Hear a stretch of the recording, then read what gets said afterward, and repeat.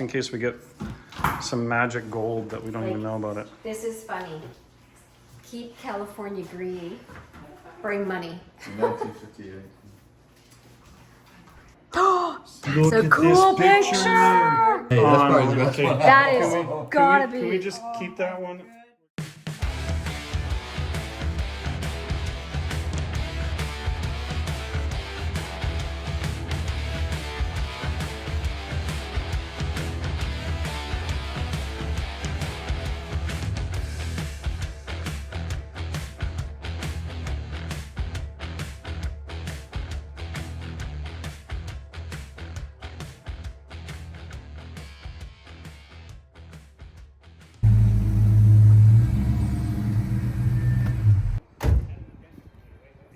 All right, on today's episode of Killer Kustoms, you guys are gonna lose your marbles over this. My buddy's gone and uncovered some automotive history that hasn't seen the light of day in 50 years.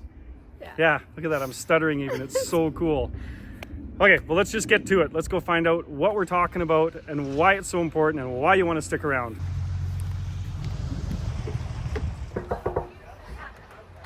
Hey kids, how are you? Hey man, what's happening, you guys? How are you?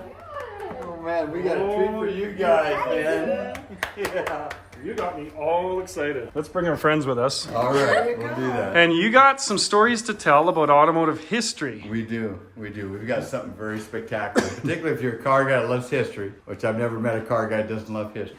We got a piece of history here that no one else can duplicate. We've got the number one, namely Von Dutch. Von Dutch. I'm excited about the other thing that you Yeah, got going. baby. What's the other little bit you were telling me about? Well, we're the 1965 Was the year of? first year of the Shelby, right? Oh, there's the hint. Okay. Car Life magazine. Okay, we'll get on with it. Let's see what you Yeah. got. You guys are almost getting an idea here that we're not looking at car parts. No. So if we're talking history. Yeah, that's what I'm trying to. You tell me if I'm on the Oh, right you're track. good. You just go.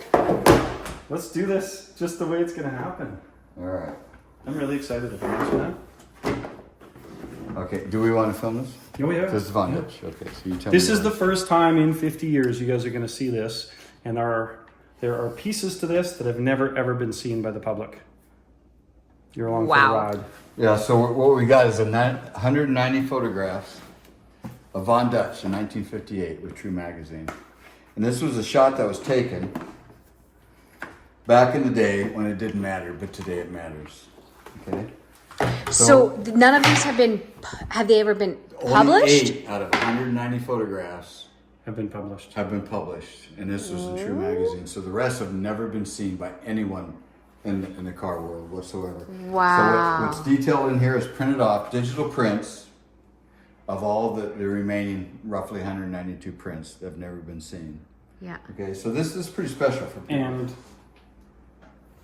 you also own the negatives. Yeah, well, we do. Well, we will. We will. That have never been published or seen. Okay. We're gonna cue the Von Dutch history.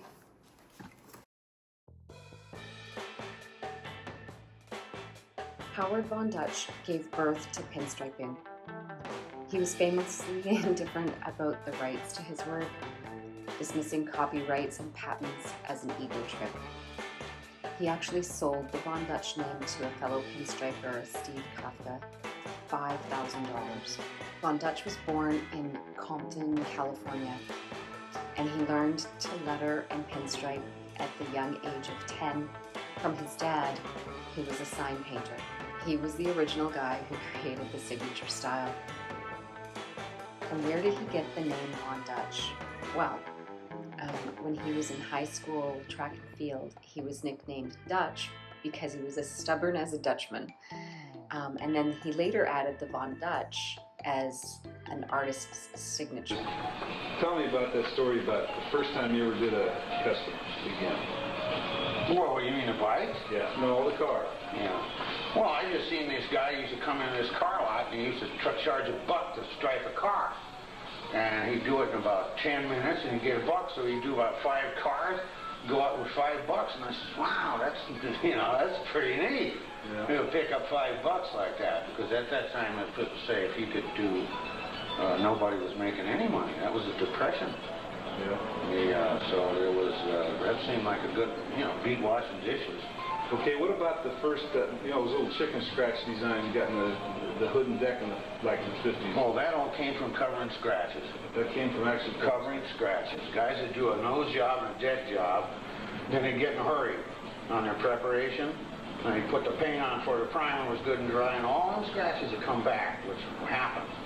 And I had a guy come in, and we were just outlining the wheel wells and stuff at that time. And this guy come in and he says, hey, can you do something with them scratches? So I put a line where there was a scratch. Then I put a line just like it where there was no scratch, and so forth and so on, and composed this thing that was all made like that. It covered scratches made from a circular grinder is all they did. And the form, the curves and everything in the form, that's all the curves of the body grinder. That's what established the whole form, was the scratches being made by a grinder. So the guys that cover up fuck-ups. The guys that copied you did not know what they were copying. No, they didn't know that originated, of course, in the idea of covering up scratches. But that's what it was, where it all originated. And everybody went wild. They loved it. They said, it's great, put one of them things online, right? Well, they ain't even got any scratches, right?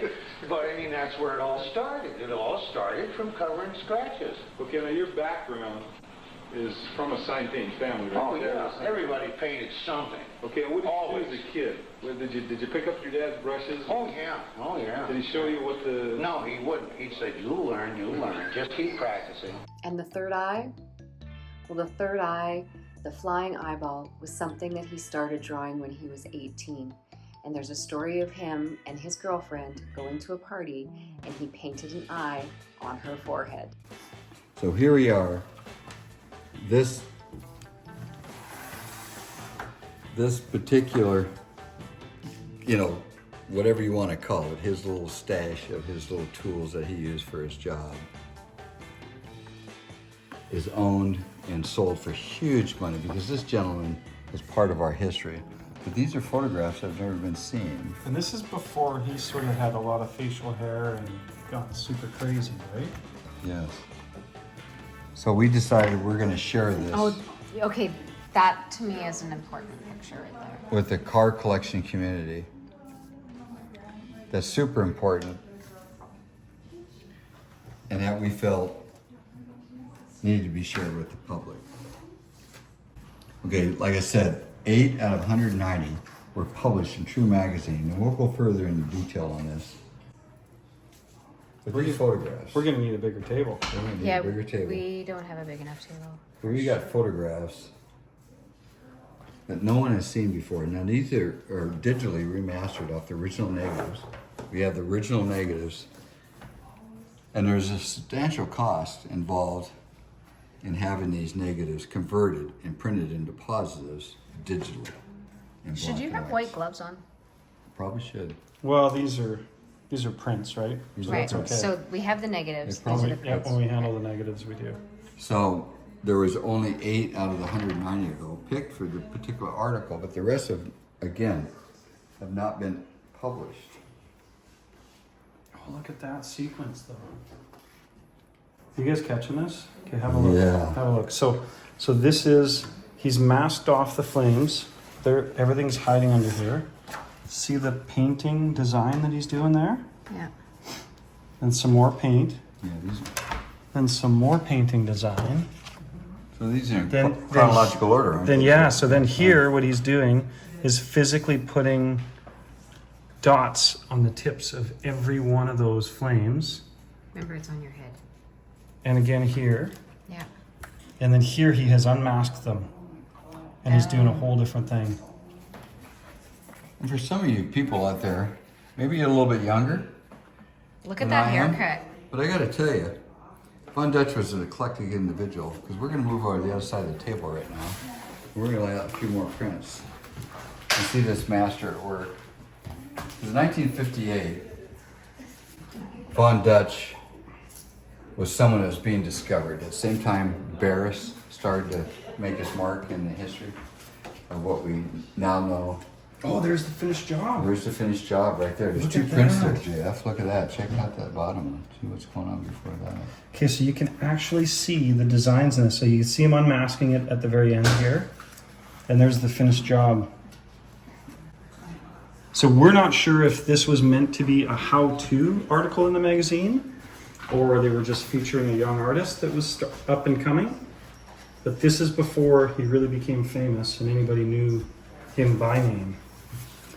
Well, let me explain something up to JF, if you can help me out with that. Yeah, Sometimes okay. they kind of stick together. But here's what we've got. We've got an individual, his name is Mike Summers. And Mike Summers' father was a professional photographer in Southern California. He had a friend that shot these shots. He's done some other significant builds. Go ahead, look at JF. this. What do you got? Yeah. It says cash and carry, no exceptions, bring money. There you go. Do you think he was doing some artwork and never got paid there? Yeah. Yeah. Absolutely. But these are one-offs, folks. Now, if you didn't know, he was an eclectic individual, very true artist. Played the flute, didn't really care what kind of money he made, but he wanted to make enough to at least feed himself for the week. And then he went on, and so he actually contributed to the hobby, what we all want to, which is something you want to follow, which usually has nothing to do with money. I get that.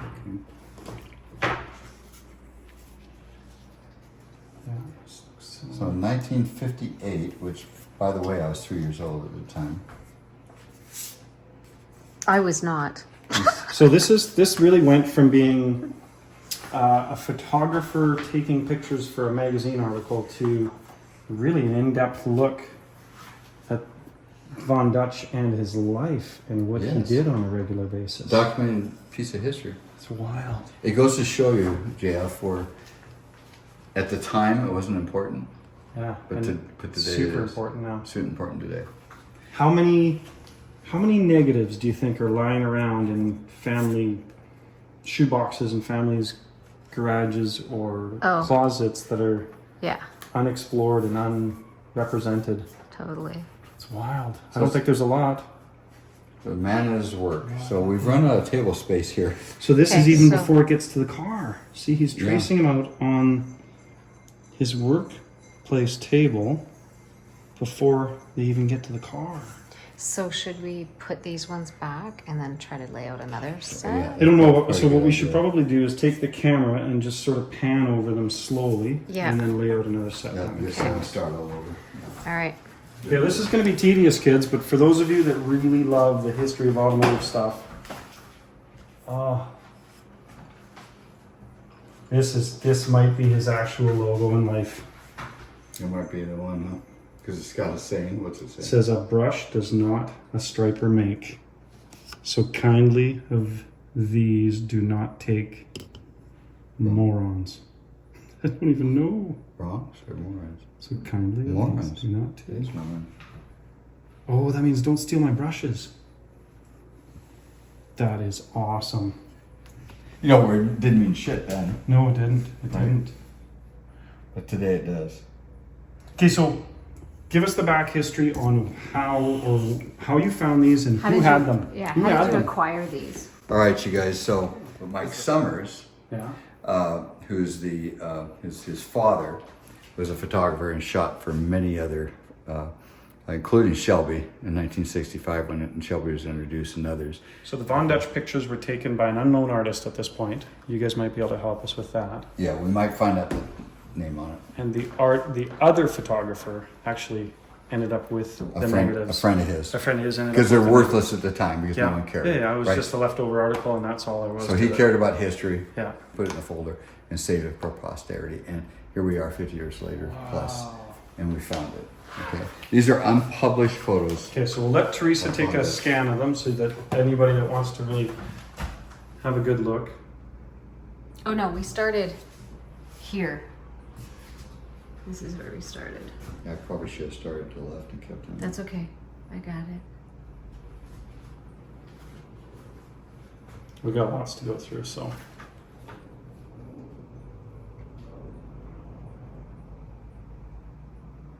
Never before seen. Never been seen by the public. Unpublished.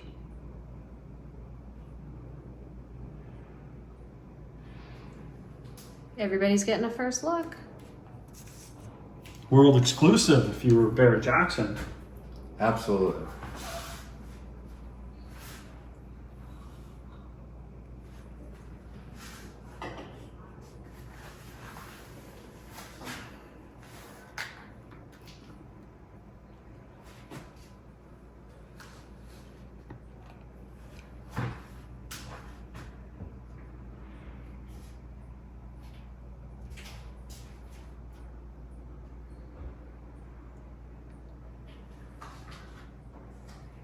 Taking it off. And Shazam. Wow.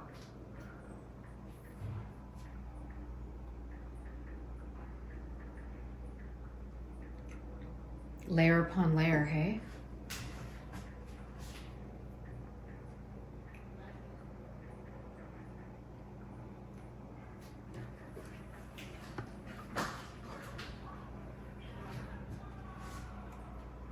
Is that Von Dutch or is that, this is all Von Dutch? Oh my God, we haven't even got to Shelby? Holy, she's all these boxes are full, so you're gonna have to speed up the process. Oh my gosh. Yeah, that's how many pictures we got. Oh gosh. Okay, let's go.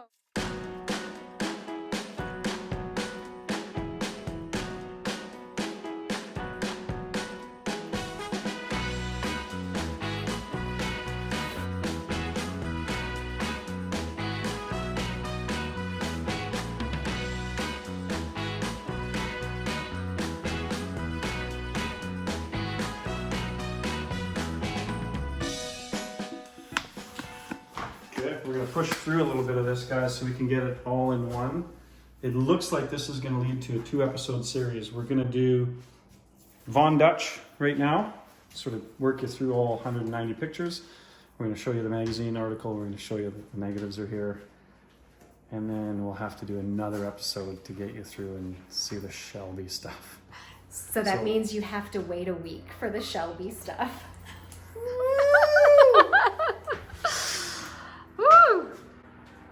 Oh, did you know that this was gonna have a Playboy bunny in it? Okay, this is my favorite. Thanks right for here. waiting for us. Yeah, it's all fun. I love this picture right here. This is the one with the door that you're talking about. Yeah. This is the one. Where did the red come from, though? I don't know, but That'd be crazy to see love what that. it looks like on the negative. I'm not sure what's going on with that. So what is going on with that? That might be. That might Maybe be this is the one. print that they That did in the might be magazine. one for the.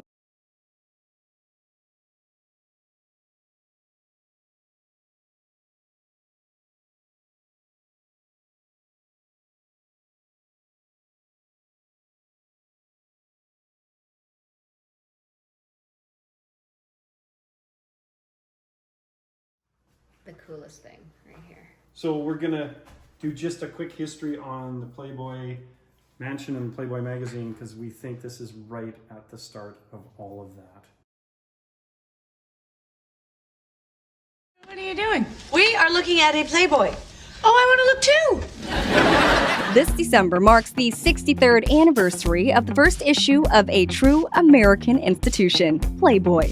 First shipped in 1953, sporting a cover featuring Marilyn Monroe and nude photos of her inside, the original issue wasn't even dated because the magazine's creator, Hugh Hefner, wasn't sure the magazine would get a second issue. The first major problem was, would the magazine be around a year later so I could continue doing what I was doing? But the original run of less than 54,000 issues sold out quickly, and the magazine took off.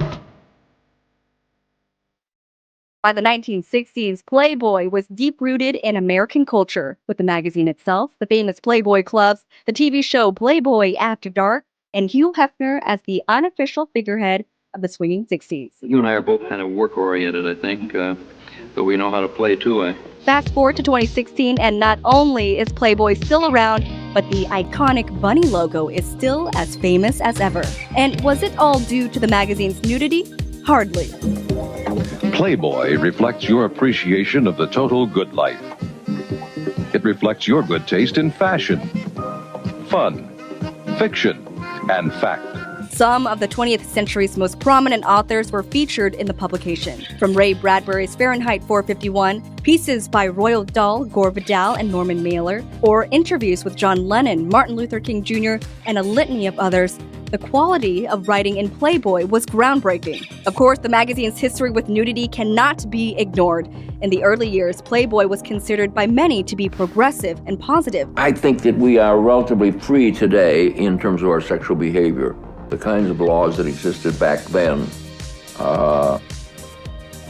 were most onerous, and people don't really even remember. But it's also been seen as misogynistic and anti-feminist. Playboy exploits sex like Sports Illustrated exploits sports. The role that you have selected for women is degrading to women because you choose to see women as sex objects, not as full human beings. Now, what can't be ignored is how the women who have posed in the magazine have defended it. Stars like Madonna, Olivia Munn, and Pamela Anderson are all unapologetic for their contributions to the publication. At the beginning of 2016, Playboy actually changed the magazine to get rid of nudity, and the future of Playboy is unclear after significant losses, forcing them to even put the historic Playboy mansion up for sale. But with Hugh Hefner's youngest son, Cooper, now the face of the company, a fresh take on the magazine and the company might help Playboy stay relevant in these changing times.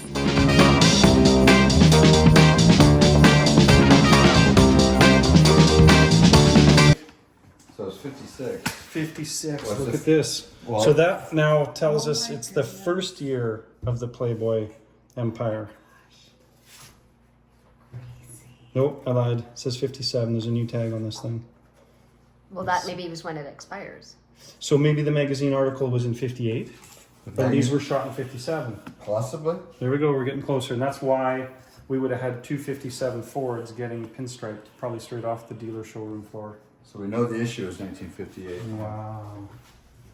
That's Look a at cool this picture. Oh my gosh. Look at that. Cooler than shit. That is That's probably the best okay. one. That is gotta Can we be. just keep that one? We're gonna keep that. Oh man, look at this one too. They did the Oh, same yeah. thing. Look at this. Not that one. The but that one, photographer that one. had to have seen. Who Oh my is God! this Look! We found the photographer. That's so cool. There's the photographer. Okay, we found the photographer. Who are you, Mr. And Photographer? I'll bet you. So, in the photography world, you cannot use this picture because the photographer's in it, and we think it's the best picture of the whole bunch because now we not only have the artist doing his work, we get to see exactly the perspective from him, and we get to see the photographer. This is not a picture that goes in a magazine. This is a picture of people and their story. That's crazy. But look at this one. Look at this one. That is so good. So cool. Unbelievable. And that too. That gives me Look at goosebumps. that. Look at that. Goosebumps. Who is this photographer? Oh Mr. my Photographer. God. And would the photographer have been for just that magazine? No, it's Von Dutch pick. Again, the photographer went over the top. This is back in the day when you used to process film, not digital film.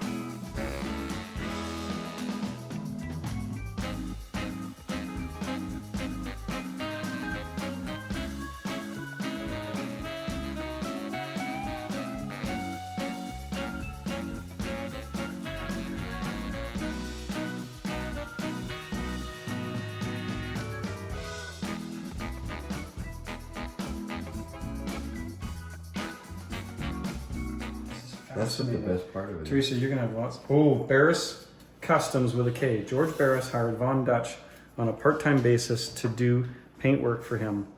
The first job Von Dutch did for Barris Kustoms was to paint the business sign on the outside of the building.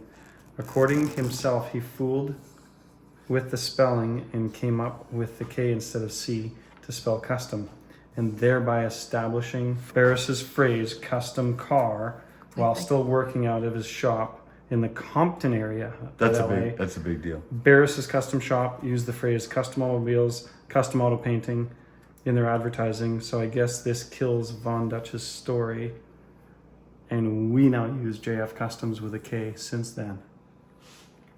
I just keep getting more and more. Yeah, that's pretty cool, isn't it? No one tells me what to do or what to charge in exclamation points. Right. He wanted a $40 pinstriping maximum, no more, when he was pinstriping these cars. Yeah, he did it. He did it for all the reasons what he lived for. It had nothing to do with. We get some magic gold that we don't even know about it. This is funny. Keep California green. Bring money. 1958. Well, we're thinking this is 57 now. I'm thinking the article was done in 58. And all of these pictures were taken in 57. Could very well be. I was gonna say, Oh, I look at think this that one, one guys. makes way more sense. Look at the reflection of him in the That's 56. cool. Yes. Look at that.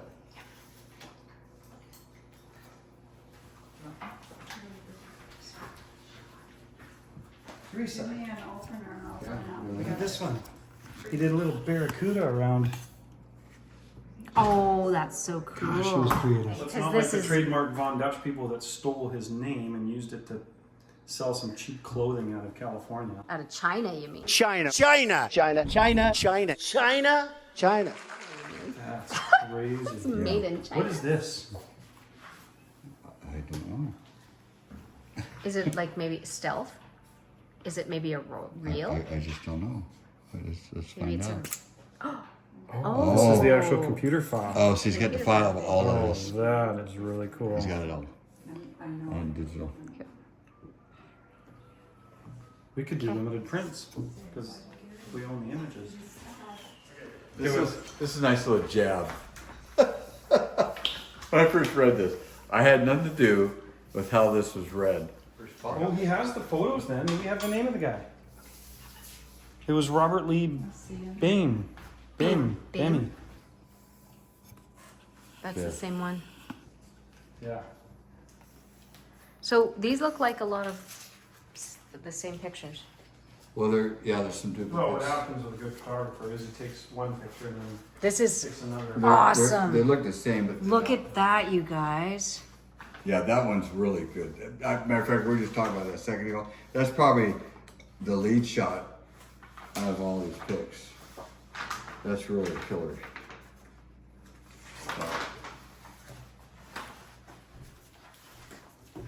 I want to know whose vehicle that was. LVM 399.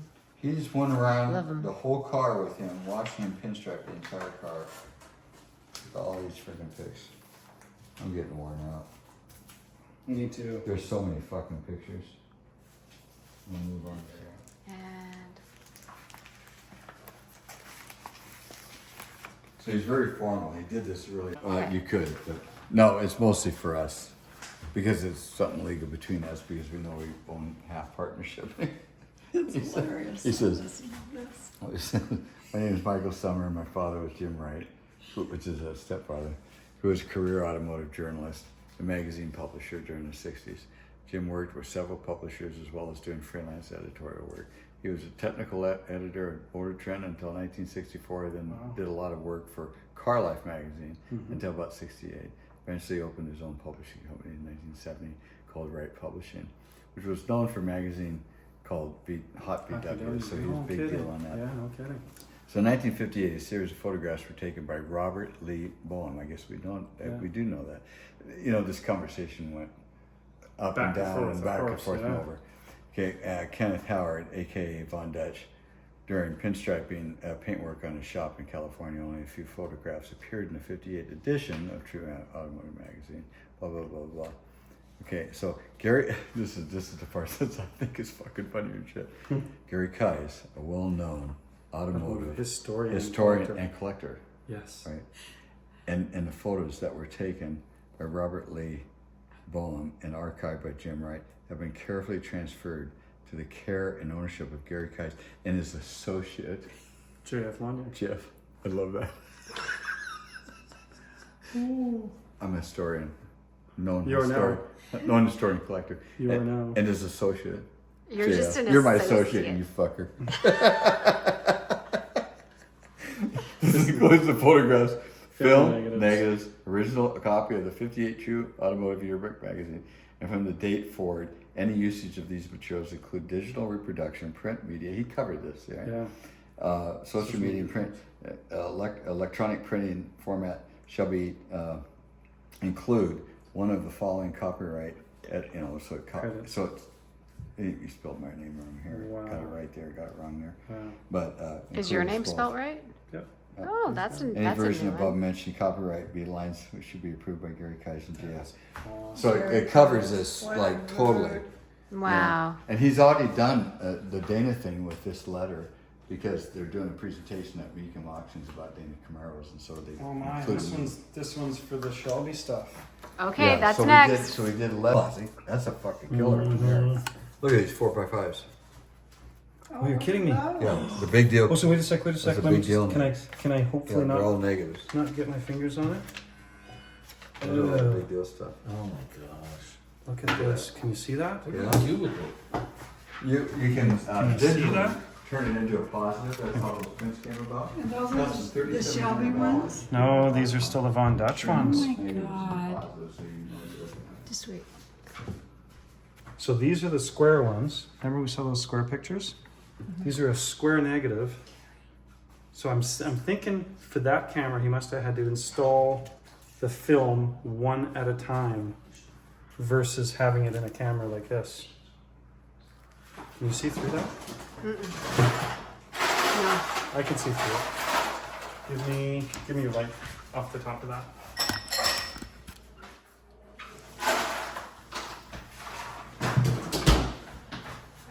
Can you see through it now? Now we can, yeah. How crazy is that?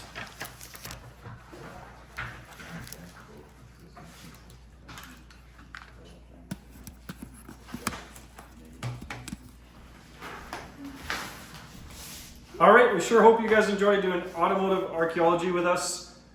Like, mind blown. Wow. Pictures that haven't been seen in 70 and 60 years of absolutely significant automotive people and their craft. Stay tuned. Remember to share, follow, subscribe, Like, all that stuff. We need your help. Share, subscribe. We love it when you guys comment. It really gives Yeah. us good directions. So thank you for watching. We really appreciate it. Bye, guys. Bye, guys. There, all done. Yes. Now come.